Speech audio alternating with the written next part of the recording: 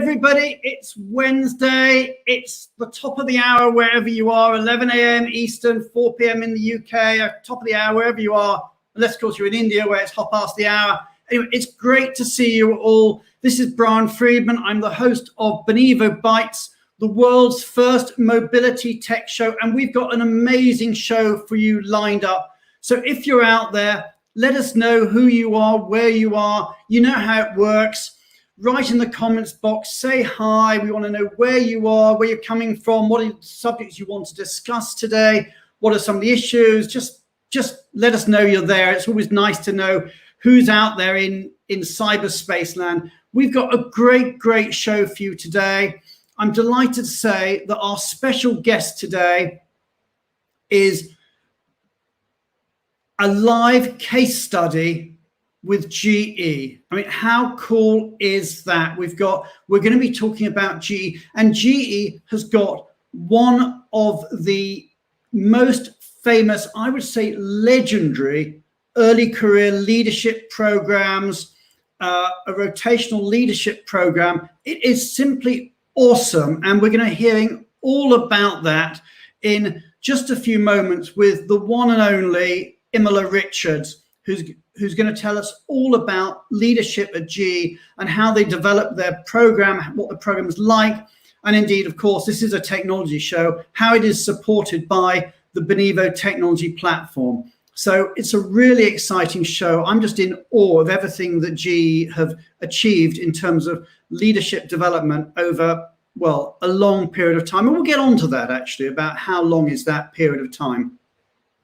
What else have we got? Well, coming up next week, The View from the Top is back, and we've got Becky Woods from ADP, and they do some pretty interesting stuff with their program. And Becky's going to be sharing what they do in terms of how they in-house manage their program, which is really very different to what a lot of other companies do. So more on that next week. And then the week after that, we've got yet another case study, and that's a live case study with Karen King of Kearney. So that's all coming up in future weeks. But now, as ever, we're going to talk about immigration. And I'm absolutely delighted that once again, we've got Julia Onslow-Cole with us to give us a quick immigration update about what's been going on. So without further ado, let's just say hello to Julia, find out where in the world she is and what are the important immigration updates that she's going to be sharing with us today.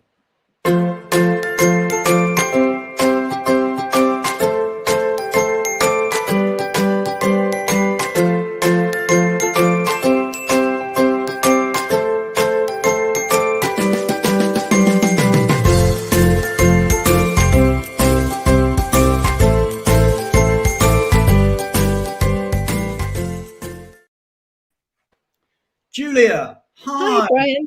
Good to see you again. Hi. Okay, now that background, I don't think you're at home. Where are you? I'm in Dubai. Yes, I'm on business in Dubai, and I'm actually going from here to Paris later on in a week or so. And I keep looking at all the names of everyone. Fiona and Emily and Tracy are all in France. I think we ought to have a French reunion, I think. Absolutely. Well, maybe we'll stream you in live and have a team streaming in from Paris when you get there. Yeah. Okay. But what are you going to talk to us about today? It's not France. Yeah, so I'm going to talk about Asia Pac, and I just wanted to give a big shout out to Teresa Liu, Mark Buchanan and Becky Shea from my Fragomen partners in the region. But there's some really interesting changes going on in Asia Pac, and I think these are changes that we're going to be seeing globally. Indeed, we're already seeing these changes in the UK. And I think what's happening is that countries are now beginning to feel that they just have to live with COVID, and that they're not going to get a situation that was sort of pre-vaccination where they can keep locking everyone down, and that those countries that keep taking that stance are going to miss out on an economic recovery. So the sort of breaking news really, and I'm going to start with Australia, is that Australia has announced in the last few days that it is moving from this policy, from a sort of pre-vaccination policy of lockdowns to a more post-vaccination plan. But unfortunately, this is going to take some time. So I don't know if you've been following the news, but everything was going really well in Australia. And about 3 weeks ago, a limousine airport driver contracted the Delta COVID variant. And he was in Sydney. And what happened is the government did a snap lockdown. So New South Wales did a snap lockdown, stay at home in Sydney. That escalated to all of around Sydney. And that's actually due to end on Friday, but everybody thinks it will be extended. And then within hours of extended in Australia.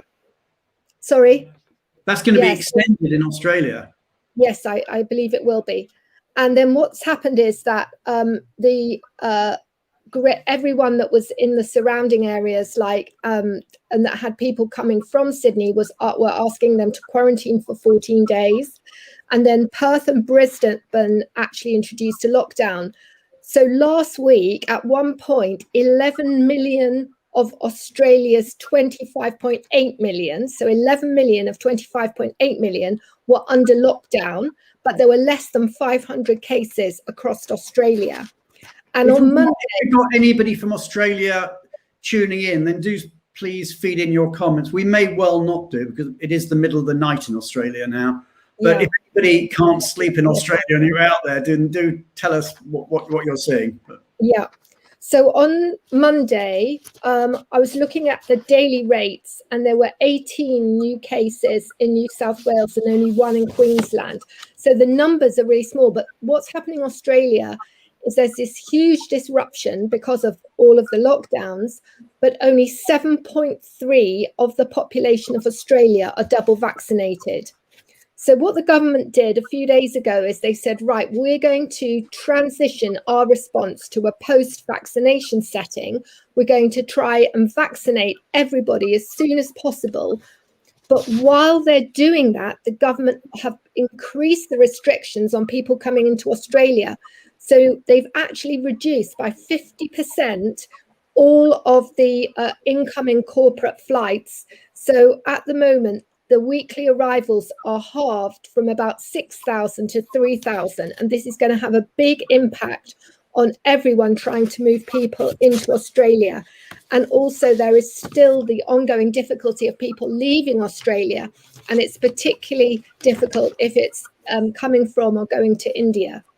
So things will get better as more people are vaccinated, and the government's committed to this new policy. But just at the moment, it is a nightmare for people. It is interesting how it is now so different around the world. I know in the US, most people are not wearing masks at the moment in other countries. And in fact, there's a comment here from Bindu, who's in India. Oh, Bindu. Hi, Bindu. And she said, we can see that on the stands at Wimbledon, no mask, no physical distances, sheer joy of watching the games. And I just want to say a big thank you to everybody who's tuning in, because I appreciate we are clashing with Wimbledon today. So the fact you're watching us and not the tennis, we feel truly honoured. Yeah, and thank you, Bindu, because she's such a regular. But I think it's interesting because Singapore also, sort of breaking news in the last couple of days, announced a similar policy to Australia and say that we are recognising, the government issued a statement saying, like, we recognise that we've got to accept that this COVID is endemic to the community and that the priority has to be to vaccinate. And it also actually said in the government announcements that they were worried they might lose out to the hubs that are moving aggressively to reopen borders. So I think that whole shift is really interesting. So a couple of other things I just wanted to say about the region is Malaysia and Indonesia still have a high number of COVID cases, lots of problems traveling there. And the really big issue for mobility, which I have done a mention out when we were trailing the show, is Vietnam. So Vietnam, interestingly enough, was one of those countries that people were really looking at as an alternative to Singapore. We've seen a lot of people coming from Hong Kong into Singapore because of what's happening in Singapore. and especially financial services. But then Singapore, as we know, increased all its restrictions and were really putting in a lot of protectionist policies. So a number of companies wanted advice on Vietnam. But now Vietnam has actually introduced this decree called 152, and it introduces very, very strict requirements, not just on new applications, but on renewals. And for the first time ever, we've had swathes of refusals. So the situation in Vietnam is very, very difficult. And also the Philippines and New Zealand are also doing very strong new rules on labour market testing. So that's sort of it in a nutshell. We're seeing this overall change of direction to this post-vaccination policy, but at the same time, we're seeing really tough protectionist policies in many of the countries across the region. Okay, so thank you so much, Julia. I know it's, what is it, about 7:15 or so for you now, isn't it? Early still.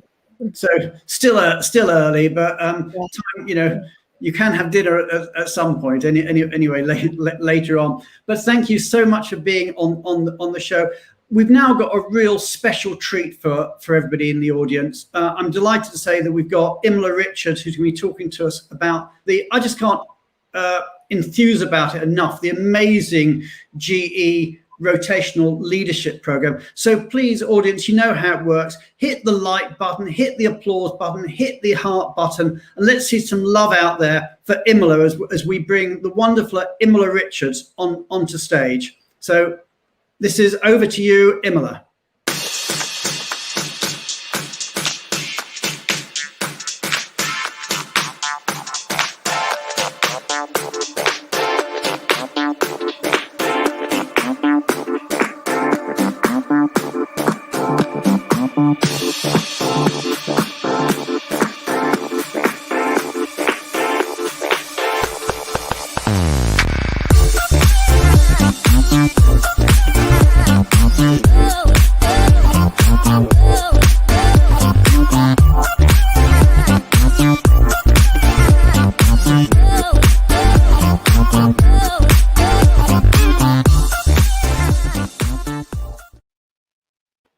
Imola, I'm just delighted that you're on the show. This is so exciting. This is fabulous. So thank you. And you're in sunny Stamford today.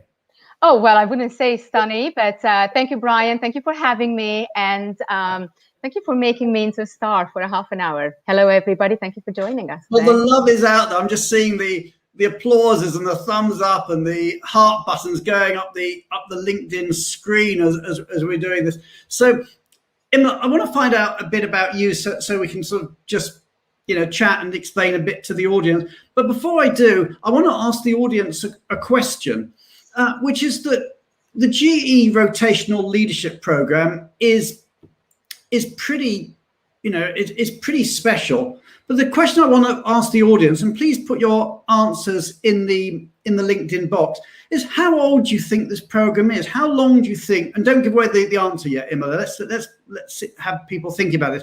How long do you think GE has been running a rotational leadership program? So whilst the audience is just thinking about that, and we'll post some of the answers as they come through, tell us about you, Imola. How did you get into this game? What's your background? Absolutely, Brian. So I'm actually a bit unusual with my HR background. I'm a art student and linguist and museum manager turned into HR person.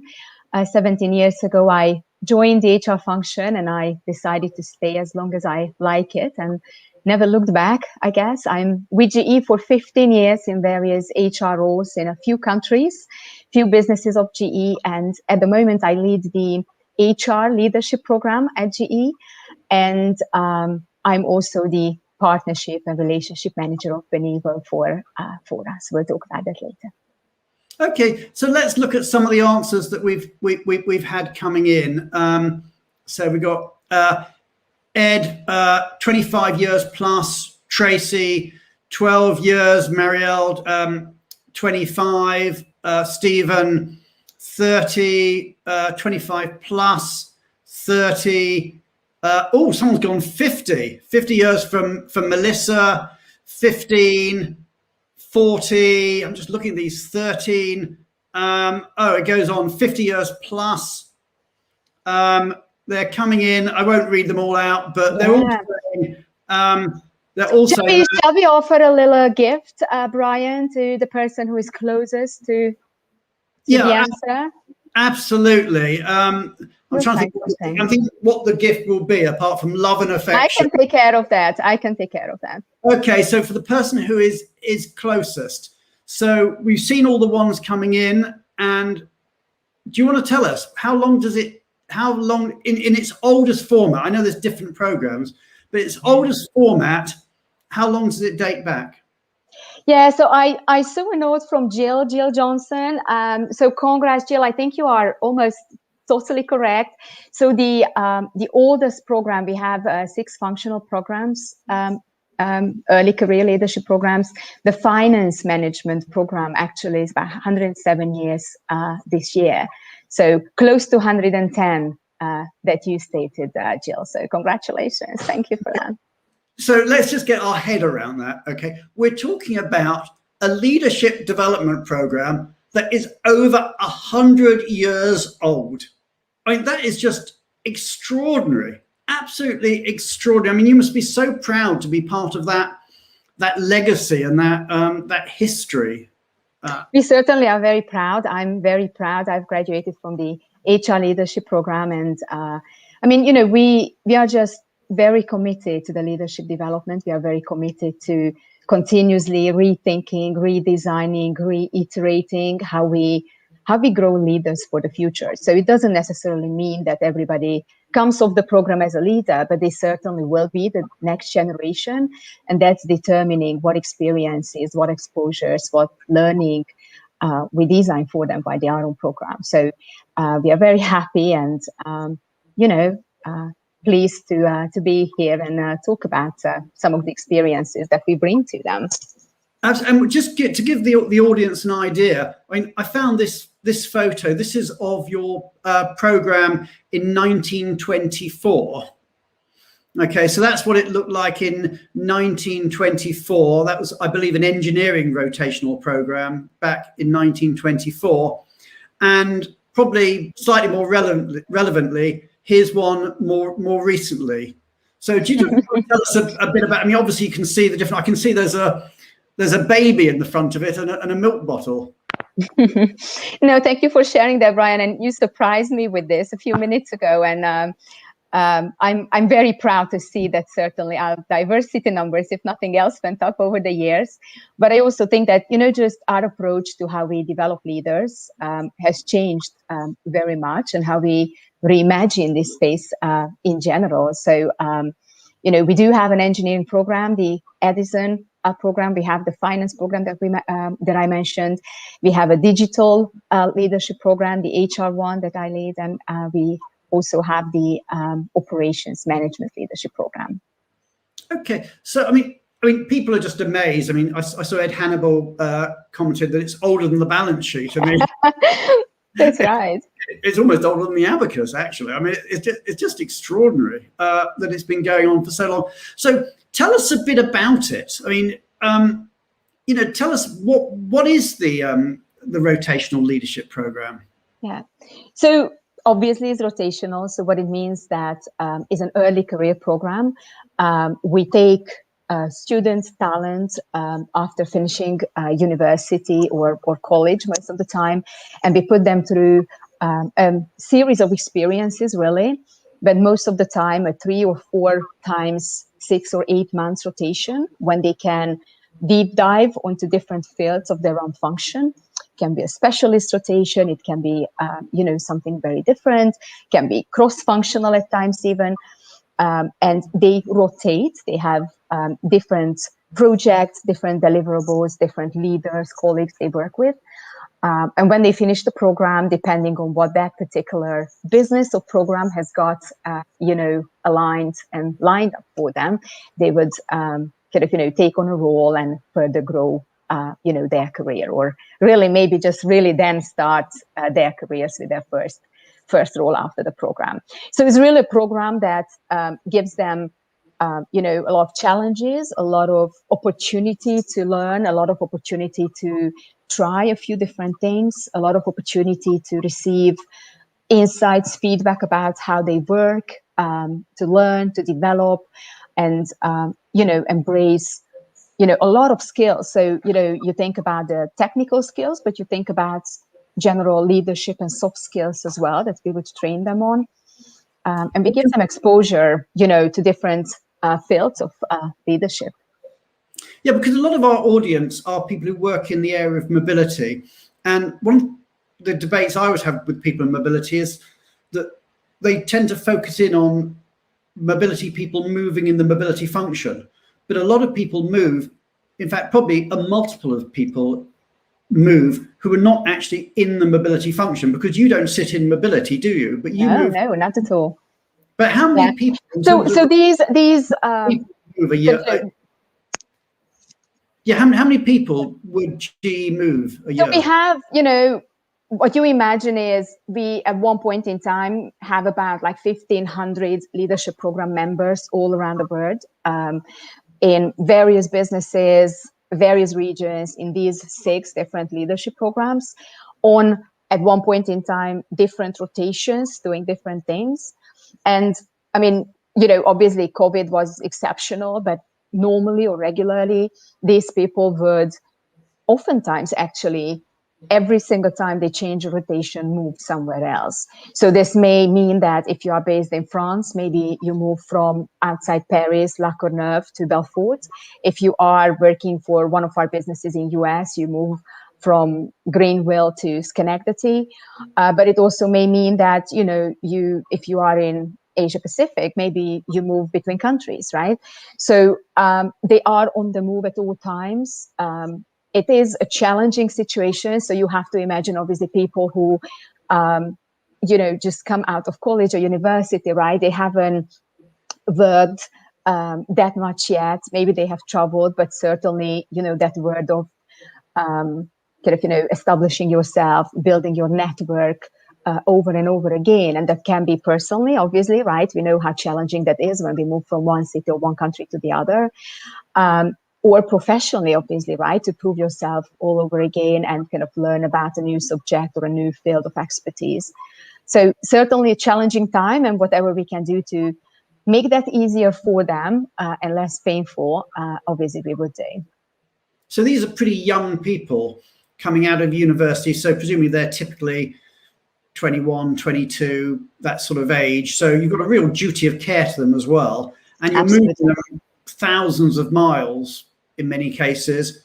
And you're moving them regularly. As you said, you could be moving them once every 6 months or once every 8 months. Yeah.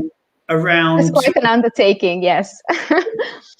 It really is quite something. So, I mean, tell us about a bit more. And actually, I'm going to bring Matt onto the show as well, because Matt looks after this is involved from a Benivo perspective, and Benivo obviously supports GE, but on this, and it's Benivo Bites. Obviously, we are going to show you some technology in a moment, but I'll bring Matt into the show. Hey, Matt, where are you today, Matt?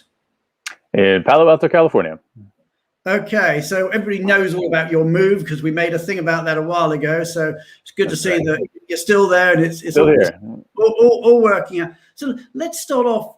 Imola, just tell us a little bit about, you've said a bit about the history of the program. And by the way, someone commented, I thought it was a lovely comment. You've probably got the only leadership program in the world that's been through 2 pandemics. Yeah, that's right. Yeah, no, somebody made that comment. So Ben, thank you for pointing that out to us. One more fact to be proud of. Absolutely. So tell us a bit about, we've talked about the history and a little bit about the scope, but tell us a bit about the purpose for it. Why is GE so committed to having this rotational leadership program, and what are you seeking to achieve with it? Well, we have really a few things why this is important to us, and I like to kind of list that up as 4 different points. So what you imagine is we go to campus, we go to universities, we hire these individuals, we make an offer, they accept it, but oftentimes they don't join the company until, let's say, they get an offer accepted as an intern or on campus in September, October, and they don't join you until January, June next year. So there is a huge gap. That could be 8 months or so. Yeah, that could be 8 months. Yeah. That's a very difficult kind of, gap, to bridge while a lot is happening, but still.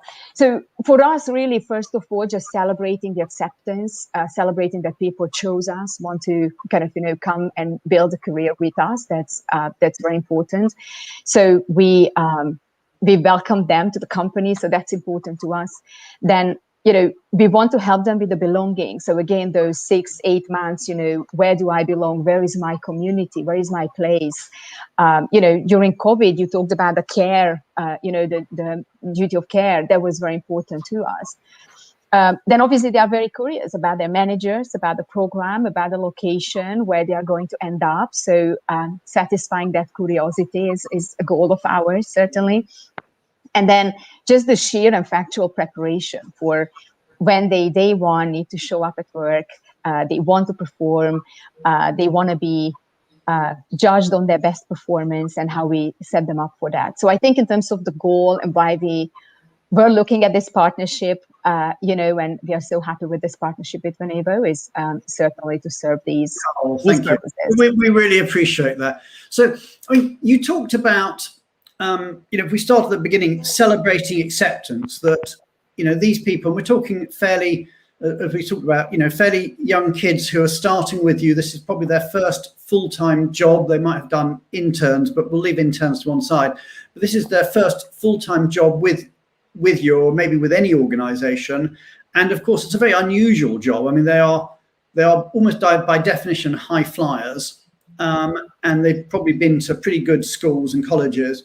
And now they're coming out into the real world, as it were, and they're being moved away from home, hundreds, thousands of miles to a different location, maybe a different country. Matt, do you want to sort of start talking us about, how actually we work together and how we use technology to celebrate that acceptance? Yes, indeed. Yeah, let's look at one thing to begin, which I wanted to kind of pick up on what Imola said about the global nature of support, and I wanted to just give a quick look at what the experience of personalizing that for a leadership program participant looks like. So here I am. I've just come in. I've just been invited to my account. I'm gonna activate it, and I'm going through a bit of personalization, and we built some real custom personalizations for the GE Global Leadership Program. So the first thing I do here. At what point would you be doing this? Not you, sorry, the individual. This would be in sort of June, July time, September time, before them starting a few months later? They would typically do this as soon as they are invited, right? So you make an offer whenever you make that offer throughout the year to them. Yep. And again, that's the beauty, of the platform, that they go in and they immediately can do this magic. And I think that is very important to say that, as I explained, our leadership program members join us from all around the world, right? So there is a different program, a different region, a different location, a lot to personalize and individualize for them, to tailor for that particular experience or that particular location even. So imagine somebody on an operations management leadership program in Vietnam versus somebody on an HR leadership program in France, right? Obviously, it's very different. Yet, how the programs are run and how they are structured and the framework gives you a common base. But what we love about the Benivo platform, what you are explaining now, Matt, is just true, that we can scale this up for this many hundreds of people a year. At the same time, we can personalize it to that individual who, at the moment when they get the offer from GE, they accept it, they get to the Benivo platform. That same minute, they can access information about the programs, the location, and all sorts of other things they are interested in. Yeah, okay, and uniquely for the program, the candidates actually know the region or the country that they're going to, but they only learn the specific location later on, and also the specific location changes. So one of the things that we've built here to support that customization, and this is also functionality that can support project mobility, because there's a similar theme, is that, so right now I've selected my business unit, and I'm gonna tell the platform where I live now, right? So this is not where I'm going, but this is where I live, and I'm going to first get into an experience that allows me to begin getting to know GE, begin getting excited about the program, discover a number of things about the country or region that I'm going to, and then I can further personalize it to the office. So I'll give you just a quick peek at what that looks like. Here's the summary of the features in there for me. We have the housing guide set up globally, because all of these enterprising candidates are doing DIY for housing around the globe. I'm going to say I'm interested in step-by-step processes to begin, and that's it. I've done the first act of personalization to the platform, and there's a few things to explore next that we're going to touch on. But the very first thing that I'm going to look at is how to, when I know, a couple months in, I can then update my office, and I can tell the let's say I get my confirmed specific assignment. Okay, I'm going to go to Schenectady to begin, and then all of the. This is a real platform. This is not a demo. Yeah, this platform. is live. This is the live GE platform. Mm-hmm. Yep, that's exactly right. And so then the platform is going to configure itself to that specific location, and then I can also change that when I go on my next rotation. And I actually think there's a good question from Tonya Jacobson about the value in reducing attrition by offering employees more rewarding experiences. And certainly, as you might imagine, being able to go have all these different experiences around the company in different locations around the world is an extremely rewarding experience. Did you have any, Imola, did you have any comments on Tonya's question there? No, thank you, Tonya. And I'm pretty sure we could talk very long about this. We've done some sophisticated, if you like, calculations on what the ROI is exactly when, somebody else is on the program versus potentially not on the program. But what we do see is that is certainly something that kind of retains people, that there is such a great investment in the learning and the development, in the hands-on, in the growth, extend, and is not a secondary thing, the community and the network you are building and how you are setting yourself up as a professional to be successful in your career. So these are some of the probably top 2-3 aspects that people mention that helps this. And, our data shows that probably that is true as well. So very happy, get back in touch if you want to hear more about the ROI. But in general, I think, we think that how it's structured, how it's organized, what is the exposure, and all these experiences do help with the retention. And I think, as they say, the proof of the pudding is in the eating. I mean, a really high percentage of your senior leadership at GE have actually come through, are graduates or alumni of the rotational leadership program. I mean, I don't know if you can sort of comment on any numbers regarding, how, I appreciate it varies from year to year and region to region and vertical to vertical, but what percentage of your senior leadership have been through the program? Yeah, as you said, it varies per program and, over the years as well, but I'm pretty sure it's high double digit, our leaders who come from the program and are proud graduates. That's amazing. I think I read somewhere 25%, and maybe it's sort of a bit lower, a bit or so, but we're talking about, a very significant number. I think it's fair to say this is absolutely core to GE's DNA. The fact that, your people go through this, your high flyers go through this early career rotational leadership program. Absolutely. We are very proud on the leadership development and the commitment to it. So Matt, tell us a bit more about the platform and how it's supported through Benivo's technology. Of course, right. So, given that kind of the objectives and the performance of the program in the years, one of the things that we really invest in upfront, and also keep in mind that this is during the pre-boarding phase, because the recruitment cycle for the programs is quite far out, right? So you know that you're going on program much in advance, well in advance of actually traveling anywhere. So a big part of the initial experience is about building that excitement, right? So we have, so we're using the social insights feature that we have on the platform to facilitate knowledge gathering and storage and circulation. We apply those to relocation themes in many spots on the platform, and we can also apply it to the experience of joining the company. And so there's a number of different things that we've invested in here, including explaining the global nature of the program, tips from other GE employees who have been on program and how to make the most of it.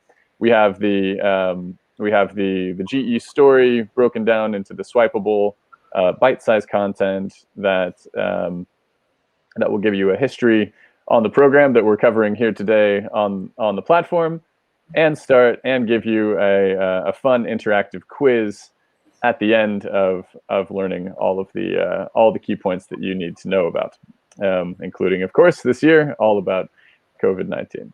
And then you can go ahead and test your knowledge. So some fun engagement for that in-between period of saying yes to the job offer and actually getting started on day one, including practical things like managing your time and what to expect for your first day, tips on working on your leadership skills in advance, networking skills. So a lot of this is prepared to be an independent professional joining this company on the move around the globe.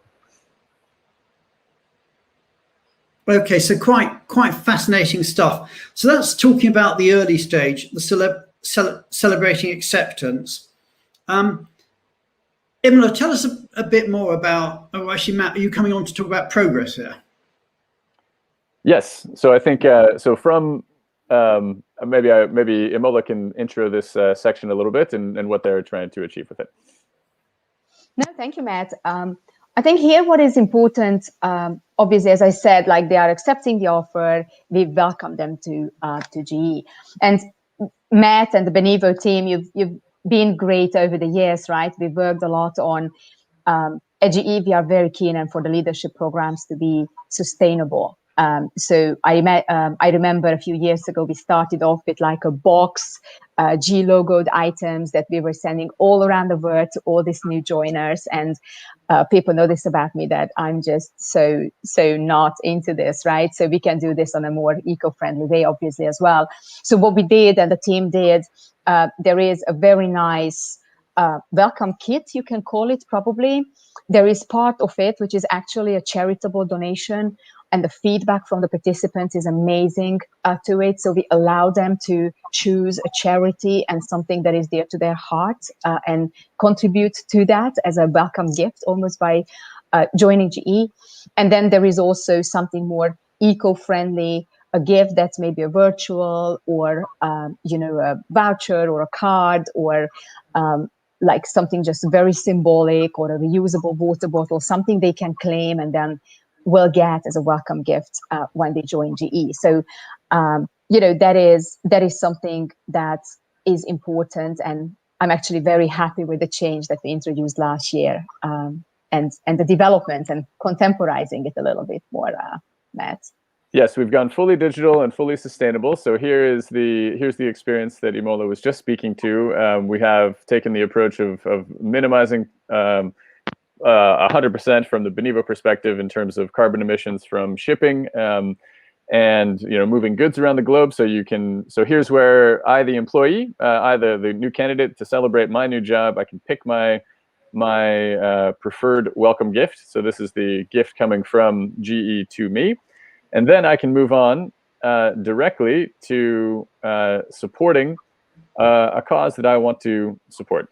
So I'm in movies. I like going to the movies in the theater. So great, I've just received a gift, and now I'm going to gift it forward. So I can choose a cause to support here.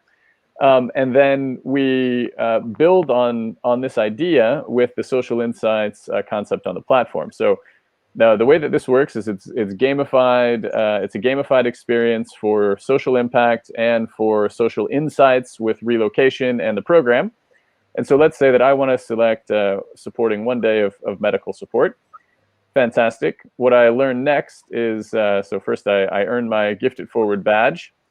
And what I learned next is that as I share the experience of being on program, moving from site to site, the relocation experience with that, as well as just, process tips from one student to another, that I can double my donation. So I can double the donation to the cause of supporting medical support for those who don't have access.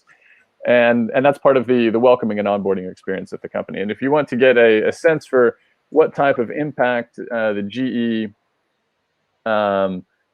GE LP program over the years has been making, I can get to that right here. I can discover the impact that the program is having, and I can see the most popular causes, the impact that our community, I'm joining the GE community very quickly for the purpose of demo, and so I can see that 40%, this is actual real data, 40% are donating to healthcare. Has been very popular this year, 34% to the environment, 24% to barriers and overcoming barriers in education. And I can learn a little bit more about where, what the detailed impact of each one of those donations has been. So all of this is, these are the choices that my colleagues have made, and I can get inspired from this exact thing to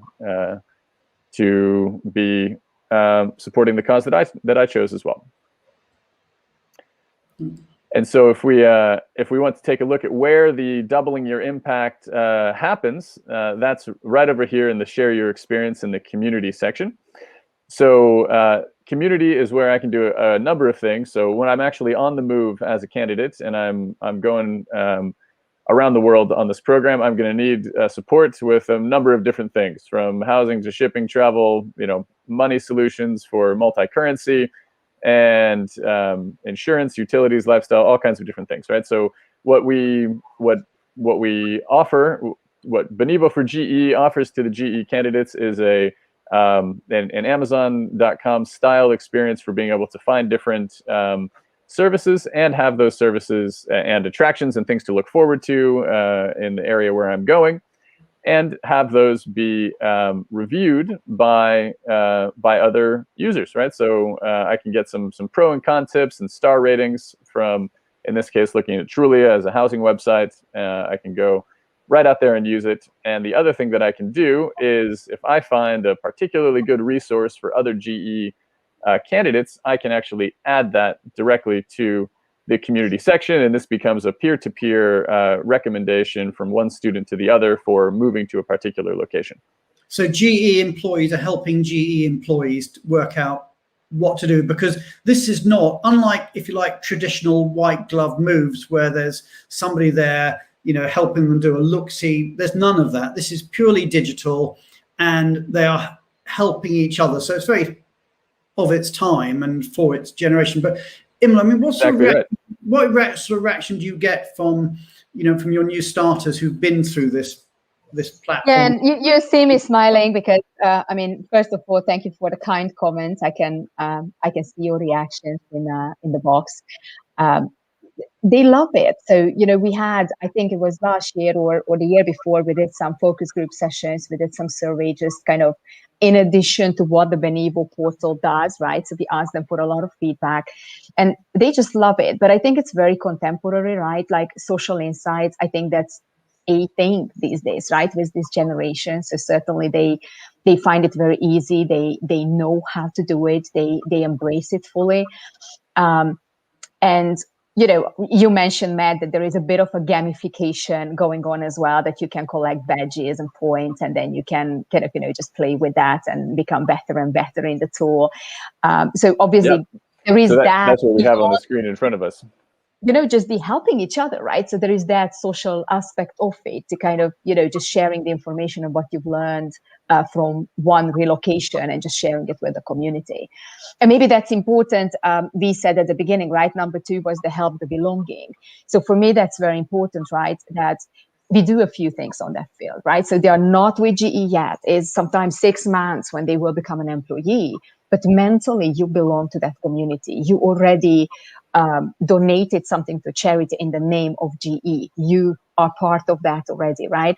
We do have various other things going on, right, for building the community in advance. So whether they sign up for their WhatsApp group, to kind of chat with other finance management program or HR management program or operations management program members all around the world, and then they can start kind of getting involved, with their own community and their own program. Or we, for some of our US interns, we piloted a few times the Working Out Loud initiative, the peer-to-peer learning and development kind of circles. We do quite a lot of that at GE anyway, so that was very popular. Many of them signed up for that, and just with seeded questions, with pre-directed kind of framework, the Working Out Loud group started before they actually joined GE. So these are just a few examples I wanted to mention, but certainly I think the platform, in combination with all the initiatives to consciously build a community, we found it very useful to do, and obviously the feedback is great from the users. Well, that's awesome. And I can see there, Matt, you've got stuff in there about my move and life. In that example, it's life in Schenectady. Have I pronounced that right? Probably not. Settling in. Do you want to talk us through some of those, Matt, and give an idea of what's behind the level of information that's there? Yes, indeed. So so we were talking about gamification and sharing insights and even sharing insights from from day one of being part of this community. Maybe I haven't gotten into my actual, moving around the world experience yet, but I do have a home city, and I can share insights, with people who might be moving there. And in this case, I went to New York, so likely to happen. And then I am counting them up to double the impact that I'm making to charity as I'm doing those reviews, sharing information about my move, being a good member of the GE community. So that's exactly where this is happening. And once you answer 30, you can double, and once you answer 80, you can triple. So you can really maximize the good that you're doing in kind of embracing this idea and embracing this system that your experiences are really valuable and will be very helpful to the students who come next year. Okay, that's super cool. That really is. So Matt, what do you want to show us next? Well, so let's look at getting into the, actually getting into the process of going off on my first rotation or second rotation. I need to start, accomplishing quite a few things. And there's a number of things that we've customized for GE. And as Imola was kind of speaking to earlier, one of the things that we've been able to accomplish with a one customizable system approach is to have a customized version of the things that you need to do depending on your situation. So if you're an intern versus a leadership program participant, if you're going domestically or you're going internationally, this is your second rotation or your first rotation. And so the platform content and the guidance adapts to that personalized situation for you, whether I'm individual or going with my family. And so in this case, let's look at a number of the GE actions. You can see what Imola has been speaking to and really wanting to encourage. So one is building community also through social channels like the WhatsApp group, gets very good feedback. This is guidance on other avenues to connect with colleagues and to connect with the company in advance of the start date.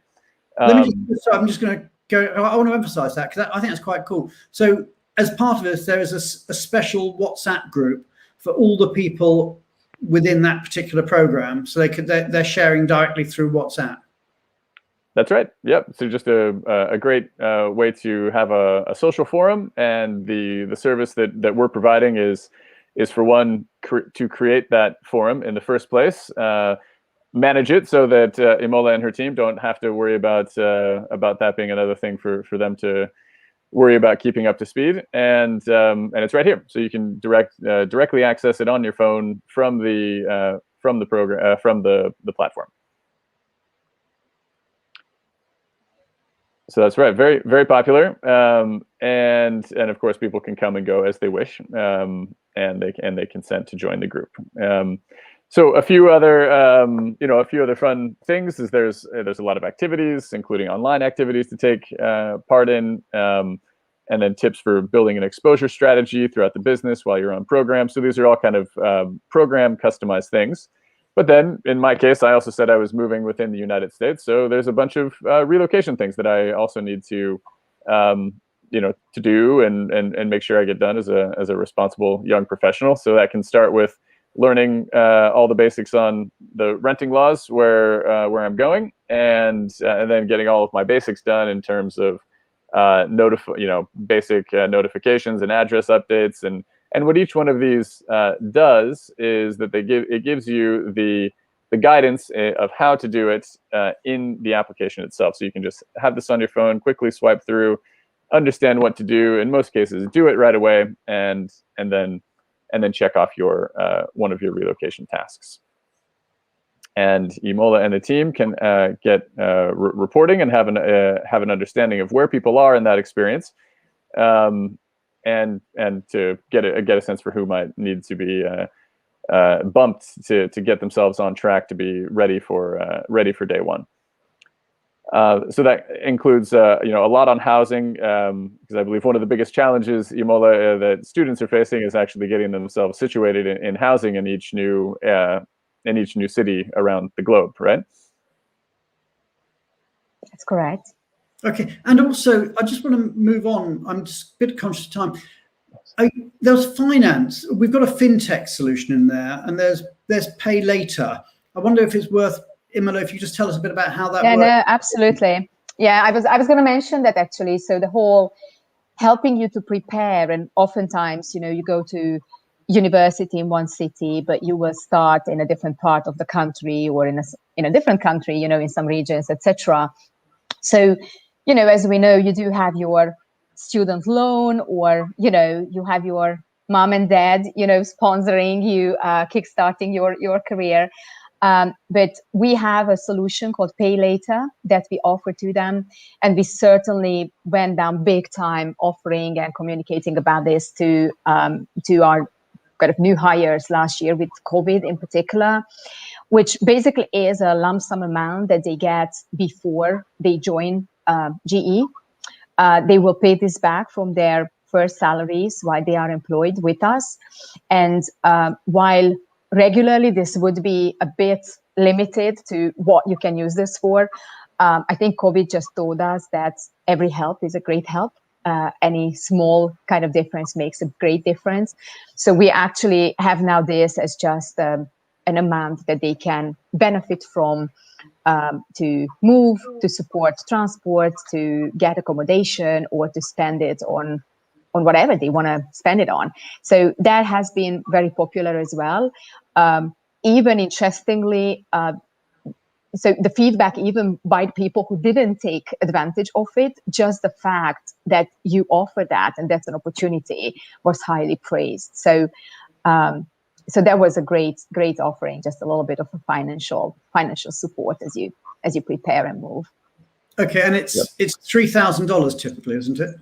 Up to that amount, so they can choose the amount, and that will be repaid when they start with the company. And I must say that I'm very impressed by the rigor. So I don't think to date, we do this for years now, we had a single missed payment or that we had to chase people, etc. So I think it's a real mental barrier that we really help people with something, and the repayment is always very honest and very prompt. It also again builds that level of community and family, doesn't it? The fact that you're effectively becoming, or we're becoming through it, the bank of mom and dad ourselves, that we're actually helping them out with their rental deposit or other sort of upfront. Matt, I mean, is there stuff you want to show on that? Shall I just put that back on screen? Well, if you wanted to, it's just to show a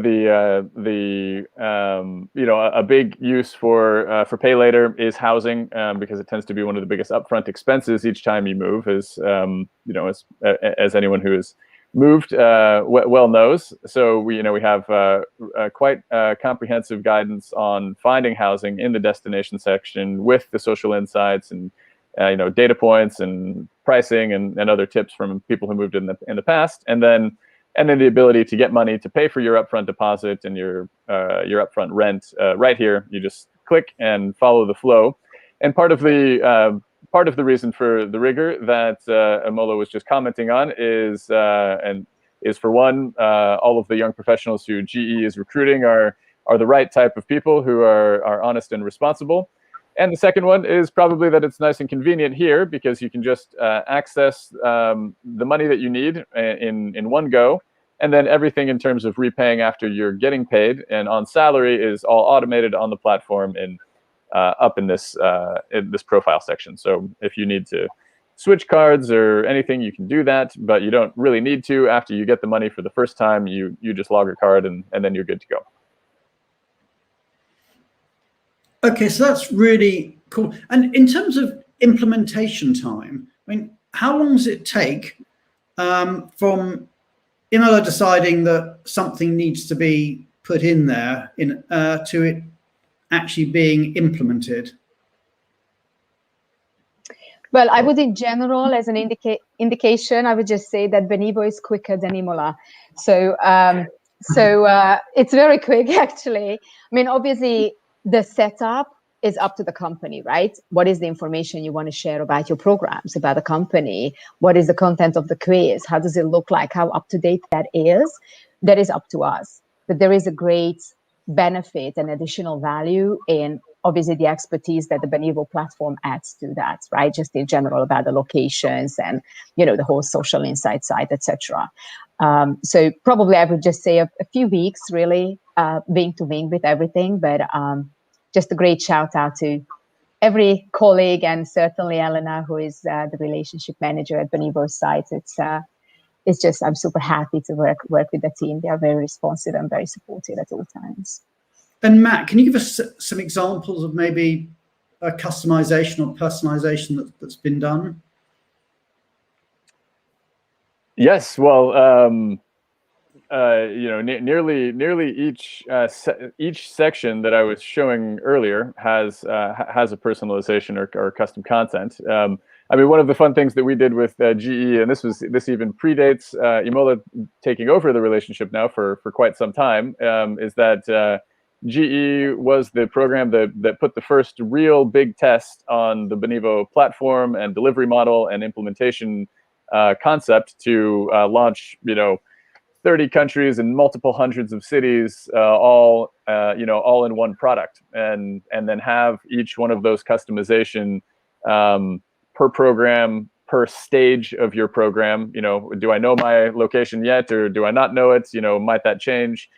To enable me to toggle between all of those. A lot of that challenge was, what led Benivo to building some of the customizability and the platform flexibility, that the cloud enablement to really change all of the underlying content, the underlying data that's helping me manage my move and my process. A lot of that came from working with your program, and that's has a lot of applications to other mobility programs, for wildly different profiles of individuals. And so that's been a real fun thing to build together and hopefully continue perfecting. Okay, I'm going to bring Julia back on stage as we're getting close to the top of the hour. So where's Julia? Julia, good to see you again. I hope we're still keeping you from your dinner. I appreciate it's getting late. It's so interesting. I can't quite get over how long GE's had a leadership program. It really says a lot about your organization, doesn't it? And when you think about now, it's like the leading edge things of all you're doing with Benivo. It is. It's just incredible that this has been going on for over 100 years. I mean, nobody. Well, one person guessed it, but everybody else had no idea that how pioneering GE is. I know GE was one of the original 12 companies in the Dow Jones Index way back when. I mean, it's just, as a company, it's been awesome over so many generations. But this leadership thing, and obviously pretty much everybody on this call has got an HR, works in HR one way or another, to think that, you know, that you guys just pioneered, pretty much probably invented the concept of rotational leadership development. So all shout out to you, and we are just so honored and excited to be working with you and supporting you with our technology. So Emma, so much thanks and shout out to you and gratitude for being on the show. It's just been wonderful having you here today. Absolutely, my pleasure. Thank you everyone for joining us. Okay, well, we're all pretty much out of time, so all that really remains is for me to, again, thank Imola, to thank Matt for being here, and to thank Julia, as ever, for being here, giving us this immigration update. We will be back this time next week with The View from the Top, with Becky Woods of ADP, another great show we've got lined up for you. So thank you, everybody. Thank you for tuning in, and it's been great talking to you all. Take care, everybody.